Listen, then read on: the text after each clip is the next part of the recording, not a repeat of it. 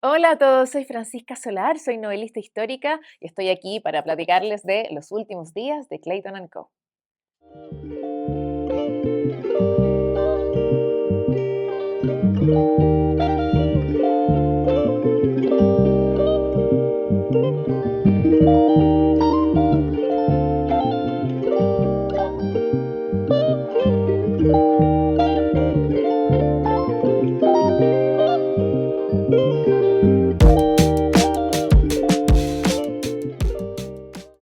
Un, que yo utilizo muchísimo, un recurso narrativo que utilizo mucho en mis novelas, son los teasers. Los teasers es como adelantarte una pequeña escena de algo que va a ocurrir mucho más adelante en la novela, sin darte muchas explicaciones, simplemente para mostrarte algo que emocionalmente es muy fuerte o que puede ser una gran sorpresa. Insisto, sin dar muchas explicaciones justamente para que el lector se interese sobre lo que acaba de leer, ¿no? ¡Oh! ¿Y esto qué es? ¿Y para dónde va? ¿No? Y ahí, desde ahí que el lector se emocione por conocer todo el resto de la novela. Entonces, específicamente en los últimos días de Clayton and Co., las primeras 4 páginas, ¿no? Es una escena en específico donde conocemos que hay una mujer encerrada en un lazareto, en el lazareto de Playa Ancha, a principios del siglo XX, que es una interna en este como especie de manicomio, de la que no sabemos mucho ni quién es, ni nada, ¿no? Pero sí sabemos que está encerrada en este manicomio y que es una interna que está olvidada por el manicomio, que casi que ni siquiera los directores del, del lazareto saben quién es, ¿no? Entonces, eso es lo que a mí me interesa mostrarles, sobre todo las condiciones de vida de esta mujer encerrada ahí, que son obviamente muy paupérrimas, y tenemos que en la última parte de la escena hay alguien que viene a hablar con ella, ¿no? Esta mujer que no recibe visitas hace muchísimos años, que está completamente aislada del resto de los internos del lazareto, recibe una visita muy misteriosa y bueno, ya así es como comienza la novela.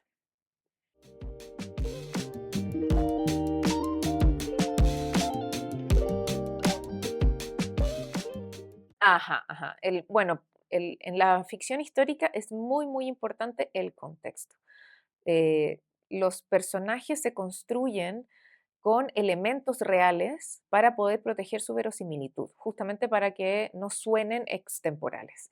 Y por eso es que la investigación histórica previa a la escritura es tan importante, porque es la investigación la que te va a dar todos los elementos, toda la información que requieres para construir ese personaje que necesitas y así sea verosímil y calce muy bien con el año específico, el lugar específico donde estás ambientando la novela. Entonces, para poder construir a Abigail, obviamente yo tuve que investigar muchísimo antes la época, qué estaba pasando en Chile en 1889, qué estaba pasando en el mundo en 1889, qué se comía, cómo se vestía la gente, etcétera, todo, para poder decir, bueno, quién va a ser mi personaje, qué elementos va a tener, qué voy a sacar yo de la realidad para construir este personaje. Y justamente dentro de la investigación, hay un momento específico en la investigación en la que me encuentro con el acta original de la primera ley de matrimonio civil en Chile, que es de la década del 80, de 1880. Y leyendo esa acta, el acta de la ley, me llama muchísimo la atención, me violenta, de hecho, que en esa ley es prácticamente la legalización del matrimonio infantil en Chile, porque en la ley no se establece una edad mínima para casarse, sino que simplemente dice que si una niña ya está menstruando, está lista para casarse. Y eso, a ojos, sobre todo de un lector en el 2025, es absolutamente violento. Yo sabía que eso era algo que iba a perturbar a mis lectores. Si me perturba a mí, va a perturbar a mis lectores seguro. Y dije, ok, este elemento, este trocito de información es suficientemente poderoso como para que sea un elemento principal, basal de este personaje que voy a crear. Entonces tomo esto y respecto a esto, alrededor de esto, es que empiezo a construir al personaje de Abigail, que entonces es una adolescente casada con un tipo muchísimo mayor, que es algo que está naturalizado, normalizado en la época. Entonces, así es que voy construyendo al personaje.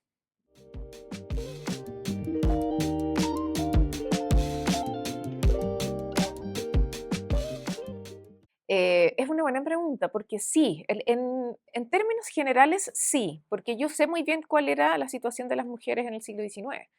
De forma general sabemos que son objetos sociales, no son sujetos, no está reconocida su autonomía, no tienen derecho a la educación, no tienen derecho al voto, ni a percibir sueldo, ni a poder tener roles públicos, políticos, etcétera. O sea, hay un montón de cosas que obviamente yo ya sé y por lo tanto estoy un poco preparada para encontrarme con esas cosas, pero hay ciertos detalles que no necesariamente conozco y, por ejemplo, nunca había tenido en mi mano la redacción original de la primera ley de matrimonio civil, que es una ley muy importante en Chile porque es una de las primeras leyes laicas que se llama, es un momento muy importante en el proceso de secularización de Chile, porque es un momento en el que se le quita un trozo de poder importante a la Iglesia Católica, entonces eso causa mucha tensión en la sociedad chilena. Entonces, es una de las tres leyes laicas. Están la ley de matrimonio civil, la ley de registro civil y la ley de cementerios laicos, que suceden muy juntos en el tiempo. Entonces, yo sé que esas leyes existían, por supuesto, pero nunca la había leído, ¿no? Exactamente cómo está expresada la ley. Y en la expresión de la ley es que yo me doy cuenta por primera vez, esta es la información nueva en el fondo, que yo no sabía, que es que en la ley no se estima eh, edad mínima para casarse, ni de hombres ni de mujeres. Pero la ley sí es explícita en hablar de niñas en el fondo menstruando, básicamente. O sea, que eso tampoco es nada nuevo. En el fondo necesitamos niñas, si quieren casar a una niña tiene que estar en edad reproductiva, tiene que ser capaz de reproducir porque ese es su único rol en la vida, tal como nos dice la iglesia, ¿no? Entonces, lo muy interesante de dedicarse a la investigación histórica es que aunque uno pueda prepararse de cierta manera para ciertas cosas, qué interesante es no dejar de sorprenderse.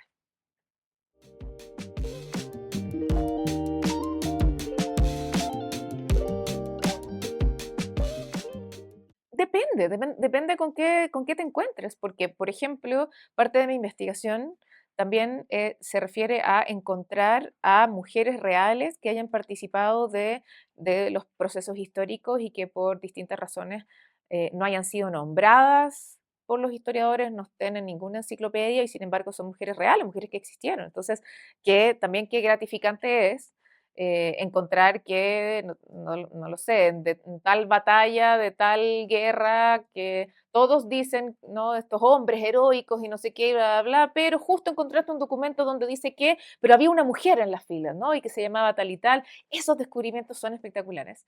Entonces, la investigación tiene un poco de todo. Tiene esto de encontrar cosas que son muy decepcionantes, pero también de encontrar trocitos de información que son gratificantes.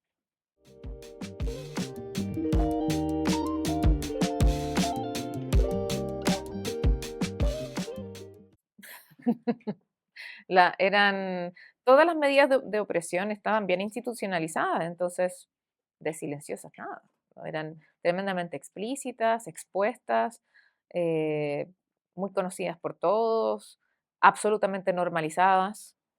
O sea, esto de, por ejemplo, la violencia doméstica, todo el mundo sabía que ocurría, simplemente había que mirar para el lado porque lo que ocurre dentro de la casa no me compete, de la casa ajena me refiero. Entonces, yo sé que él golpea a su mujer, pero yo no me voy a meter, ¿no? Entonces, era algo, esto de, por ejemplo, de los maridos siendo clientes regulares de la prostitución, por ejemplo, eh, completamente sabido por todos, tremendamente naturalizado, ¿no? O sea, había muchas o el tema de la educación, por ejemplo, de negarle el acceso a la educación secundaria o superior a las mujeres, que eso también es una forma de opresión. O sea, hay tantas en el fondo que son, insisto, tremendamente explícitas, conocidas por todos, manejados por todos, simplemente como es una época en que las mujeres son objetos sociales,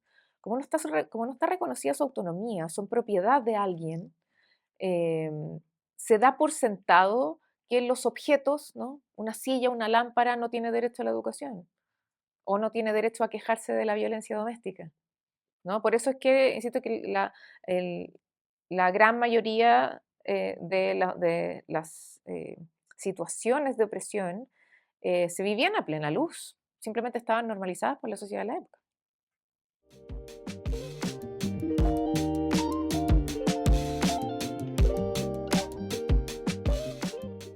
Ajá.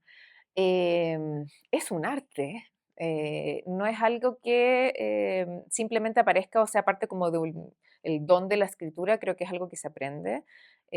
Con el tiempo uno va aprendiendo a ser más preciso en lo que quiere comunicar y qué palabras le sirven más que otras para comunicar eso que quieres comunicar. Entonces, específicamente en mi escritura, mi estilo es de crear imágenes rápidamente. Ese es mi objetivo. Yo necesito que el lector vea lo que está leyendo. Y eso requiere un tipo de descripción muy específica, una utilización de palabras muy específicas.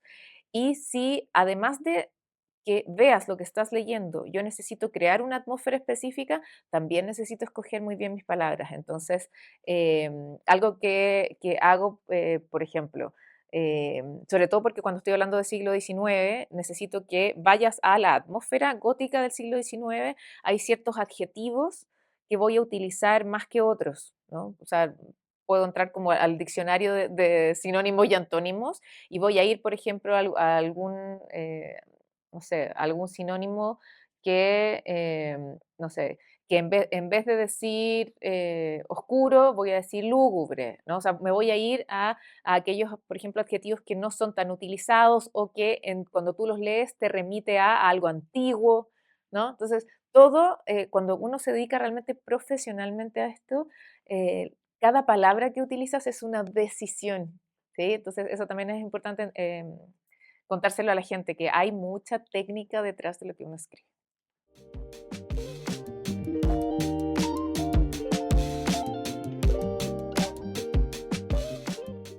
Algo que me llamó muchísimo la atención es que la fotografía mortuoria se utilizaba como una forma de honrar a la persona que acababa de fallecer, que no es algo que yo sabía al comienzo, es algo que fui descubriendo, que que no solo era una práctica normalizada o naturalizada en la época, sino que era una práctica buscada, porque se consideraba que esa producción de esa fotografía, y sobre todo cuando era fotografía grupal, es decir, cuando se juntaba la familia a sacarse la foto con la abuela que acaba de morir, toda la sesión fotográfica era como un rito honroso para la persona que acababa de morir.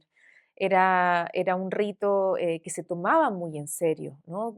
Era un rito que tenía cierta solemnidad, y eso yo no lo sabía, no lo sabía al comienzo. Yo entré a la investigación de la fotografía mortuoria más bien por lo macabro, por lo escabroso, por el detalle de la manipulación de los cadáveres.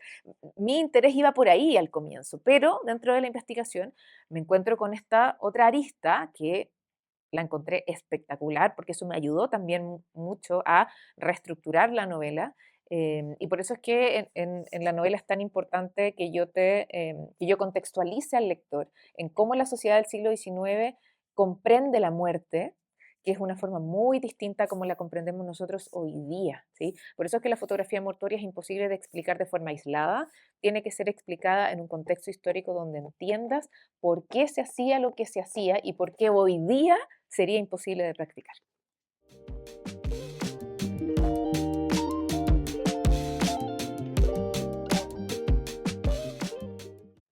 Sobre todo para enfrentar la muerte. Como seres humanos, como humanidad, estamos llenos de ritos mortuorios, de ritos de paso, ritos transicionales, sin duda, a medida que va evolucionando la humanidad, también van cambiando esos mismos ritos. Va cambiando nuestra concepción de la muerte y va cambiando la forma en la que la enfrentamos, la forma en la que la vivimos. Entonces, por eso es que yo hoy día, después de toda la investigación, después de leer la novela, obviamente tengo una visión muy distinta de la fotografía mortuoria de la que tenía cuando comencé a investigar, porque hoy día le tengo muchísimo más respeto a la práctica y menos prejuicio del que tenía cuando empecé a investigar y no sabía absolutamente nada.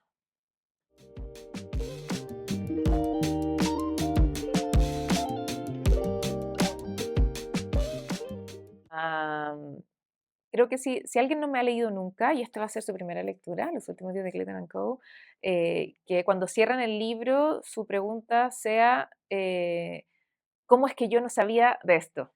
¿Sí? Algo que me fascina es llevar a mis lectores temas nuevos, situaciones que no conozcan, hitos históricos que jamás habían escuchado en su vida. Realmente traerles algún tema nuevo, que a pesar de que es histórico y tiene muchísima evidencia y se puede ir a buscar a tu biblioteca más cercana, por diferentes razones no conocías, no habías escuchado y te enteraste por primera vez leyéndome. ¿Sí? Eso es un gran, gran halago para mí, así que eso sería una pregunta para mis primeros lectores. ¡Ay! ¿Cómo es que no sabía sobre esto tan interesante? Y para las personas que sí me habían leído antes, eh, una buena pregunta podría ser, ¿qué estará escribiendo Francisca ahora? ¿Qué será lo nuevo que se viene? ¿Sí? Porque de verdad para mí es un tema, es una preocupación sorprenderlos. Así que bueno, y se viene una novela nueva muy pronto, así que espero sorprenderlos ese día. Perfecto.